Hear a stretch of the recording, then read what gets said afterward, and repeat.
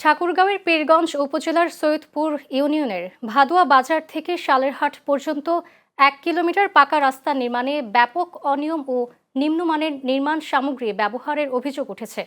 2025 সালের 16 জুলাই থেকে শুরু হওয়া 1,03,00,000 টাকার এই প্রকল্পের কাজ পায় ঠিকাদারি প্রতিষ্ঠান মেসার্স হোসেন ট্রেডার্স। এলাকাবাসীর অভিযোগ, কাজে বালির পরিবর্তে মাটি ব্যবহার, নিম্নমানের ইট ব্যবহার এবং সাবেক রাস্তার তুলনায় নতুন রাস্তা নিচু করে নির্মাণ করা হচ্ছে। এসব বিষয়ে বাধা দিতে গেলে ঠিকাদারি লোকজন ক্ষুব্ধ আচরণ করেছে বলেও দাবি স্থানীয়দের। এলাকাবাসীর অভিযোগ, উপজেলা পর্যায়ের বাস্তবায়নকারী দপ্তর, স্থানীয় সরকার প্রকৌশল অধিদপ্তরের কিছু কর্মকর্তার যোগসাজশেই এই অনিয়ম হচ্ছে। এদিকে অভিযোগের বিষয়ে ঠিকাদারি প্রতিষ্ঠান বা সংশ্লিষ্ট কর্তৃপক্ষের কোনো আনুষ্ঠানিক বক্তব্য পাওয়া যায়নি।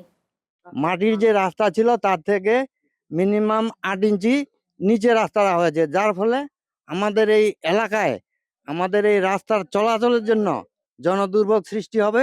খোঁজ খবর নিতে আসে, দেখি আমরা যে প্রথম অবস্থায় যে কাজটা হয় রাস্তায় সম্পূর্ণ যেখানে দেওয়ার কথা বালুর জায়গায় আমরা দেখছি রাবিশ এবং মাটি। এখন আমরা অনেক প্রতিবাদ করছি কিন্তু কোনো কাজ হয়নি। আমাদের গ্রামের যে রাস্তার কাজ চলতেছে, এই রাস্তায় কোনো পানি দেওয়া হয়নি। আর রোলিং এর কাজ যে করা হয়েছে, রোলিংটা করা হয়েছে রাতের আধারে, এখানে এলাকাবাসী কেউ দেখতে পায়নি। কাজের যে গুণগত মানটার ক্ষেত্রে একটু সমস্যা আছে।